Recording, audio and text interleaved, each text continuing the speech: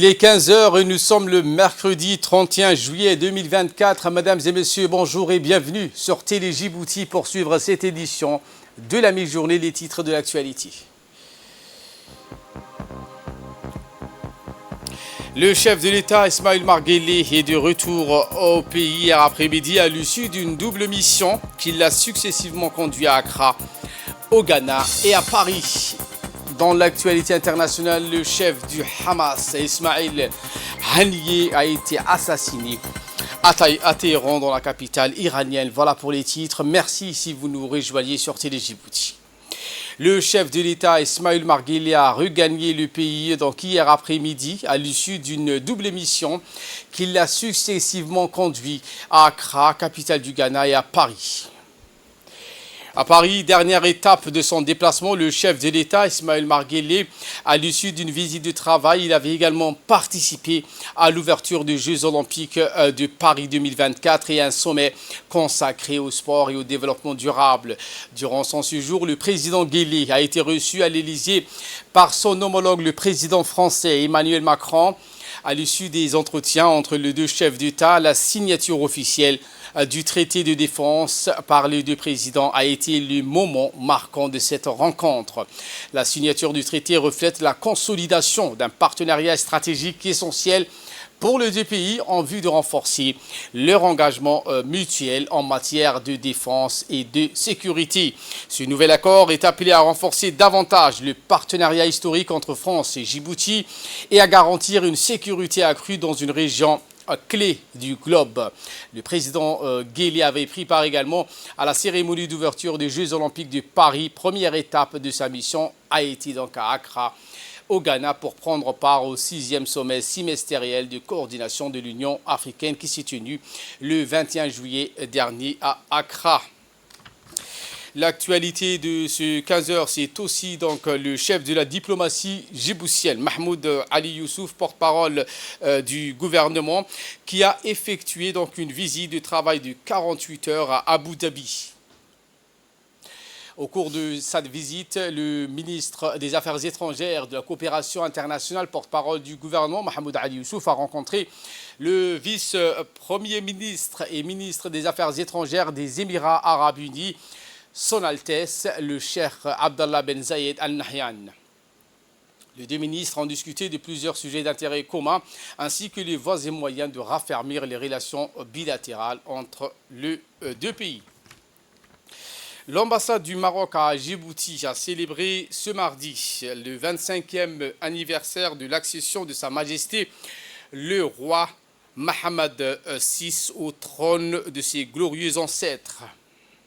Lors d'une grande réception organisée à l'hôtel Aïla Grand, l'événement qui a été marqué avec la présence du vice-chargé d'affaires de l'ambassade du Maroc, Reda Al-Oudan, et du ministre de l'Enseignement supérieur et de la Recherche, Dr Nabil Mohamed Ahmad, représentant le gouvernement.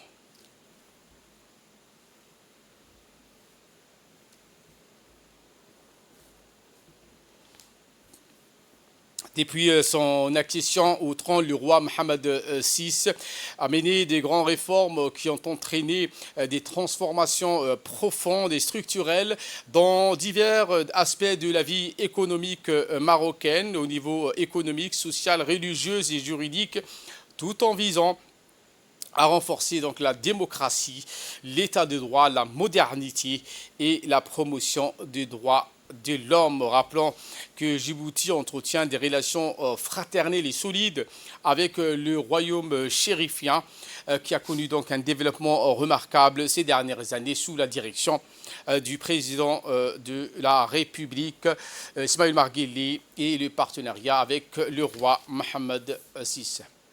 Dans le discours qu'il a prononcé lors de cette réception, le vice-chargé d'affaires de l'ambassade du Maroc au pays, M. Reda Al-Oudan, a d'abord exprimé sa gratitude à tous les présents, saluant les relations fraternelles étroites qui lient son pays et la République de Djibouti.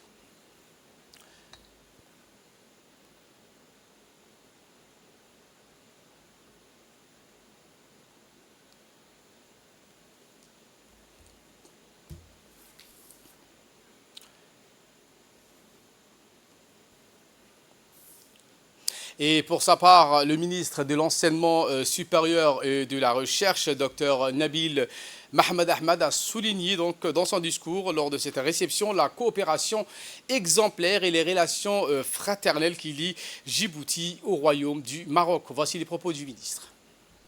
Je voudrais tout d'abord féliciter le Royaume du Maroc pour ce 33e anniversaire de la fête du trône, anniversaire couronné par la paix, la stabilité et le développement socio-économique sous la vision éclairée de Sa Majesté le roi Mohammed VI.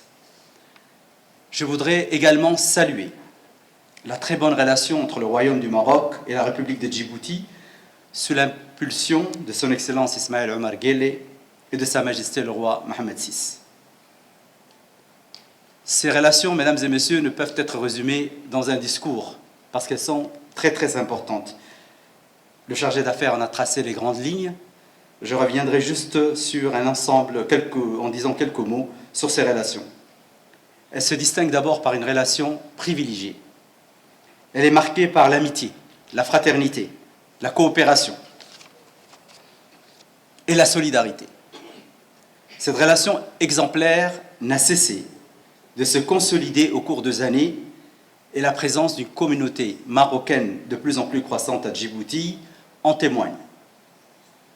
Et n'oublions pas non plus la forte et importante coopération dans divers domaines, tant politiques, économiques et sociales. La coopération sud-sud, remarquable, je préfère parler plutôt d'une coopération intra-africaine, comme se plaît de le répéter Sa Majesté le Roi quand il parle de la coopération sud-sud. Elle s'adresse à plusieurs secteurs, et vous l'avez dit, monsieur le chargé d'affaires. L'éducation, l'enseignement supérieur. Le nombre d'étudiants djiboutiens est le plus important, comparativement dans le monde, le nombre le plus important se trouve au Maroc. À travers les bourses, à travers la formation, dans plusieurs domaines, la recherche en a parlé, l'éducation, la formation, mais également la santé. Nombre de spécialistes sont également actuellement formés au Maroc. Eh bien, le grand format de ce 15 heures porte sur la route Tadjoura-Balhou, élément de réponse dans ce magazine grand format.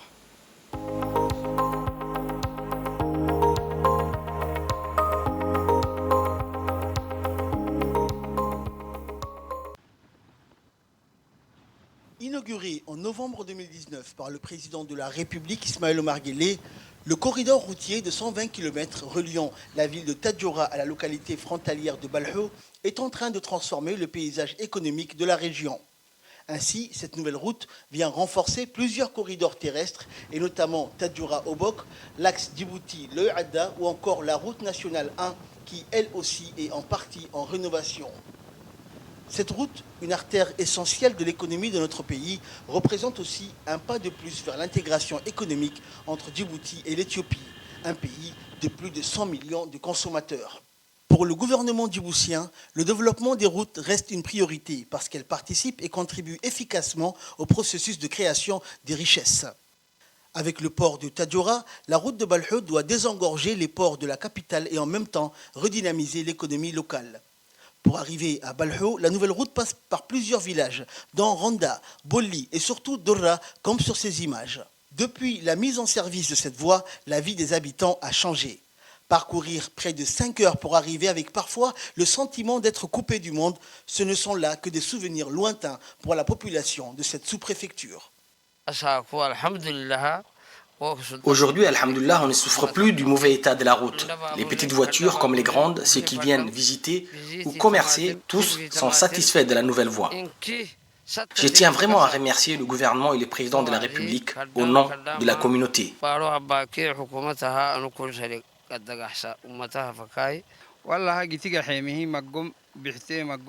Depuis que cette route a été construite, beaucoup de choses ont changé. Les gens voyagent plus rapidement et les commerces se développent le long de la route. Les habitants d'ici ne sentent plus la pénibilité du trajet. Ils sont réjouis du changement. Aujourd'hui, le temps de trajet a été divisé par 5. Les marchandises arrivent plus rapidement et les petits commerces reprennent plus facilement. Je commerçais déjà quand il n'y avait que les véhicules des militaires. Parfois, je portais moi-même ma marchandise ou les faisais par chameau. Pour des gens qui ont essayé dans la difficulté, vous imaginez ce que la route nous apporte. On ne peut qu'aller de l'avant avec la nouvelle route. On n'y régresse pas, c'est sûr. En ce qui me concerne, j'utilisais de la glace pour refroidir les coca, mais aujourd'hui, j'ai un groupe électrogène. Le long du parcours, les campements ruraux connaissent aussi des améliorations. Ils évacuent plus vite leurs malades, ont plus facilement accès aux marchandises. La route Tadjoura-Balho a amélioré un autre aspect dans les échanges, celui du commerce transfrontalier. Depuis plus d'une année, le trafic entre la région de Tadjoura et les zones limitrophes, dont la ville de Elidar en Éthiopie, connaissent une augmentation assez significative. Commerçants comme transporteurs n'ont jamais vu autant de voitures dans cette localité. Nous profitons de cette route, nous travaillons, nous échangeons des deux côtés. Nous ne restons pas à l'écart, nous profitons au maximum de cette nouvelle route. Comme vous le voyez, il y a une dizaine de voitures. Les personnes sont aussi nombreuses. C'est grâce à cette route qu'il y a autant de monde et nous espérons encore plus de cette nouvelle voie. Nous étions des nomades et dispersés, mais actuellement, nous nous sommes regroupés. En nous regroupant, certains vendent du thé, d'autres du café. Une route n'a que des avantages. C'est un gagne-pain. Par conséquent, les retombées pour l'économie deviennent de plus en plus importantes. La direction générale de la douane, et notamment son antenne basée au sein du port de Tadjoura, est à pied d'œuvre pour accompagner cette hausse des activités. Djilani Shehem, à la tête de la direction régionale, nous explique cette évolution. La plupart des contrebandes dans cette région est constituée des CAT. Même si la quantité n'est pas énorme, nous avons fait des efforts pour les diminuer à moins de 80%. C'est grâce au renforcement de notre effectif et des agents qui font bien leur travail. Ici, nous sommes dans les bureaux de la douane qui existaient déjà dans la ville. C'est ici que nous récoltons les taxes et non dans nos locaux du port. La taxation des marchandises s'est faite 2 fois par semaine. Et en ce moment, ils sont en train de payer. Nous délivrons des quittances que les commerçants vont utiliser pour charger leurs marchandises à bord des poutres.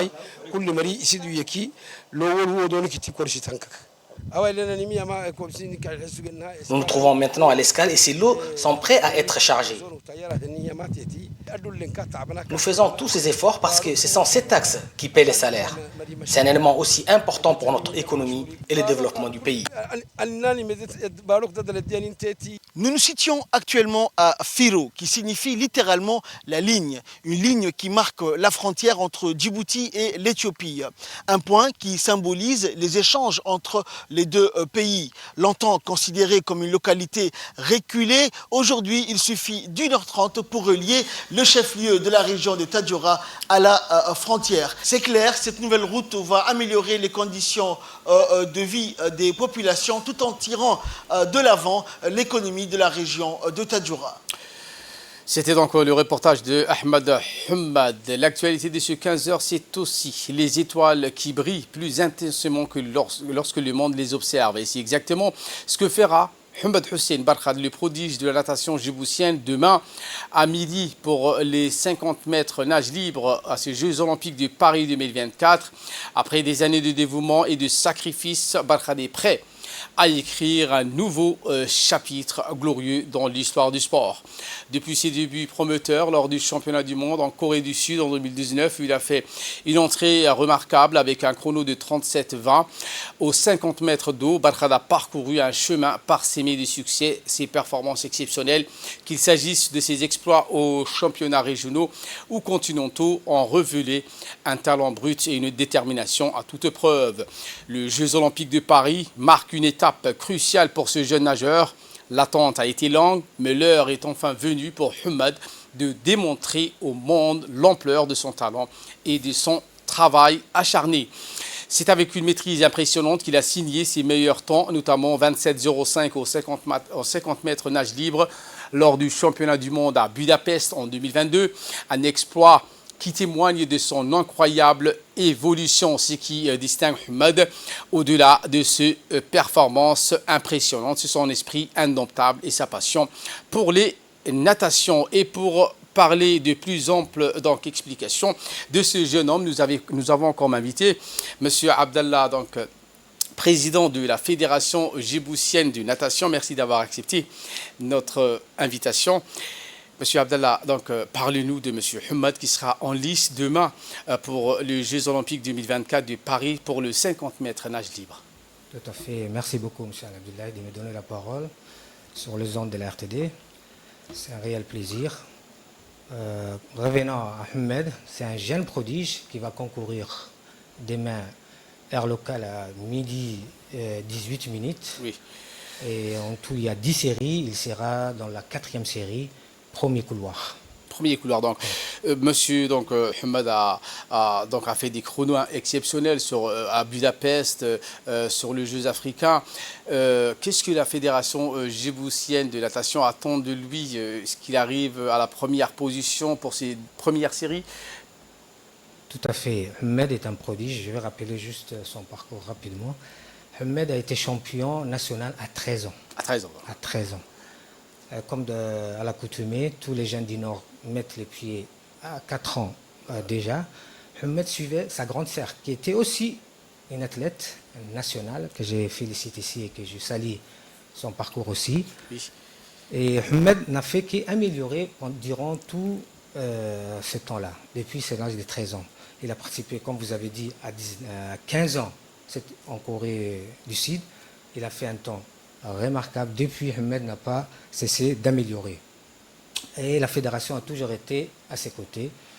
Et aujourd'hui, Hamad, il est à 25 secondes, 86 secondes, centième. Donc, nous attendons que Hamad fasse une entrée remarquable.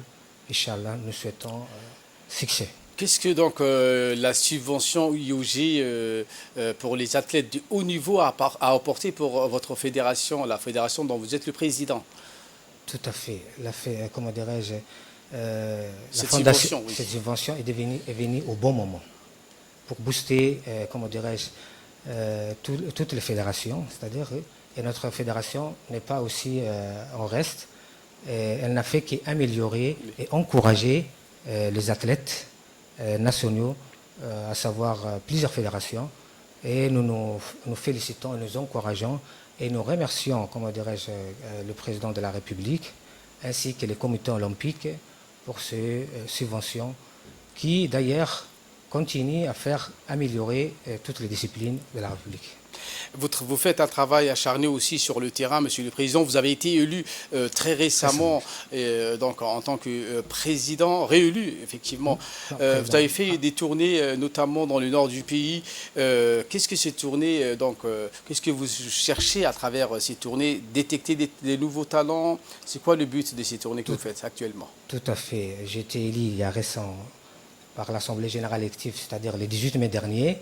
Et c'était avec moi et mon comité pour, comment dirais-je, prise de contact dans le nord, parce que tous les pépinières, c'est-à-dire à Tadjoura et à Bok, avec les autorités locales, civiles, les clubs, les athlètes, on a eu des prises de contact et c'est bien passé.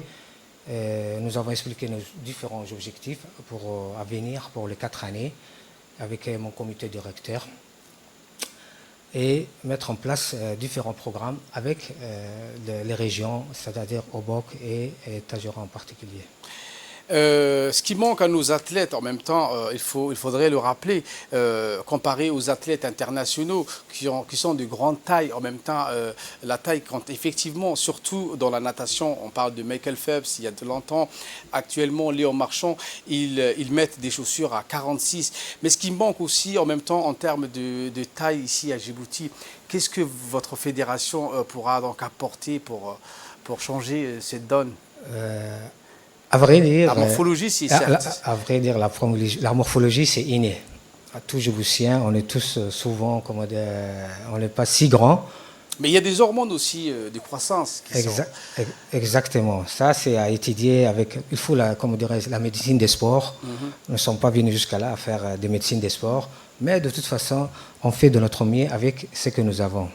Les perspectives, donc on revient... Tout à fait, je vais en venir. La fédération compte déjà vulgariser la natation tout d'abord. Oui. D'ailleurs, je profite ici sur ce plateau pour passer les messages, c'est-à-dire début août, oui. On va commencer la vulgarisation sur les plages. Sur les plages. Sur les plages, oui. Au niveau de la capitale ou dans les régions de l'intérieur? De la capitale, on a choisi les sites plages Héron. Okay.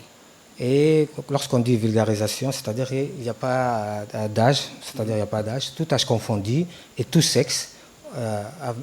Avec nos moniteurs, on va essayer d'initier, que ce soit même les parents, les petits-enfants, et dans le district aussi, c'est-à-dire Tadjoura et Abok, sur les plages aussi, à vulgariser notre chère discipline. Et je sollicite aussi la participation des entreprises, des établissements scolaires ou privés. C'est-à-dire ça, c'était le programme qui consiste à une séance d'initiation pour tous les débutants. C'est prévu pour quand donc? Nous démarrerons à Djibouti-Ville tout d'abord, c'est-à-dire le 9 août prochain, Inch'Allah. Donc on appelle les Djiboutiens à venir nombreux pour voir leur talent sur la natation le 9 août prochain. Exactement, c'est-à-dire nous allons débuter par les initiations parce que nos compatriotes souvent viennent juste à la plage pour fuir la chaleur. Alors nous serons là pour initier tous les Djiboutiens, tout âge confondu, à la natation. Demain, donc, M. Hamad va concourir midi, heure locale. Midi, heure locale, à midi 18. Les séries vont commencer. En tout, il y a 18 séries. C'est une quarantaine de participants. Et au final, 16 chronos. C'est-à-dire pour le demi-finale, il n'y aura que 16 personnes qui seront retenues pour le meilleur temps, 16 premiers. Je ne souhaite que succès pour Ahmed et merci d'avoir... Merci M. Abdallah Dini. Donc nous souhaitons également bonne chance à M. Hamad qui va parcourir demain à midi le 50 mètres nage libre. L'actualité, c'est aussi cette clôture des activités sportives estivales à Holhol, la localité de Holhol, de la région d'Ali Sabié, a vibré hier au rythme de la finale de foot qui marquait la clôture des activités sportives estivales. La rencontre a opposé les deux meilleures équipes de cette localité, offrant un spectacle riche en saveurs et en rebondissements, fidèle à toutes les promesses attendues. Les supporters nombreux et infatigables ont inlassablement encouragé leurs joueurs tout au long de ce match palpitant à Holhol. La finale s'est déroulée devant un parterre d'invités de marque et des personnalités influentes de cette localité. Parmi eux figuraient des représentants du secrétariat d'État chargé de sport, notamment en présence de M. Omar Hassan Abdillahi, directeur des régions du secrétariat d'État au sport, ainsi que le sous-préfet de Holhol, Mustafa Hassan Wabali. Les élus locaux et d'autres acteurs importants de la région ont également honoré de leur présence cet événement sportif d'envergure. Cet événement a été organisé par l'association locale en partenariat avec le secrétariat d'État et des sports. L'objectif de cette initiative ne se limitait pas uniquement à offrir une plateforme de divertissement, mais aussi elle visait à épanouir les jeunes de cette localité, à promouvoir le sport national et à détecter les nouveaux talents prometteuses. La lutte pour l'indépendance de notre pays a mobilisé toutes les couches sociales, hommes et femmes de tout âge ont pris part à la libération de notre pays. Les artistes djiboutiens de l'époque ont occupé également une place importante dans cette lutte, comme nous l'explique ce reportage. Nous allons donc revenir en images dans nos prochaines éditions. Dans l'actualité internationale, je vous l'ai dit en titre, le chef du Hamas, Ismail Haniyeh, assassiné à Téhéran. Le mouvement de résistance palestinien Hamas a annoncé ce mercredi tôt le matin que le leader de son bureau politique, Ismail Haniyeh, a été tué lors d'une frappe aérienne israélienne visant sa résidence à Téhéran, rahimahullah. La télévision d'État iranienne a confirmé la mort de Haniyeh et a précisé qu'une enquête sur l'assassinat était en cours, ajoutant que les résultats seront bientôt annoncés. Israël n'a fait aucune déclaration officielle sur l'incident pour l'instant. Et ce portrait de Ismail Haniyeh, personnalité palestinienne de premier plan et chef de bureau politique du Hamas, qui a été tué dans une frappe aérienne contre sa résidence à Téhéran. Aujourd'hui, le dirigeant de 62 ans, considéré comme un visage de premier plan du Hamas depuis des décennies, dirigeait le bureau politique depuis son exil au Qatar des dernières années.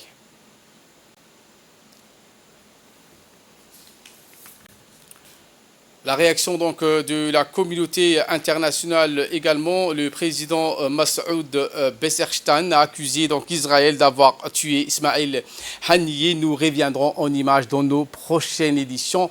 Voilà donc pour ce 15h. Merci de votre fidélité. Restez avec nous. Le programme continue sur Télé Djibouti.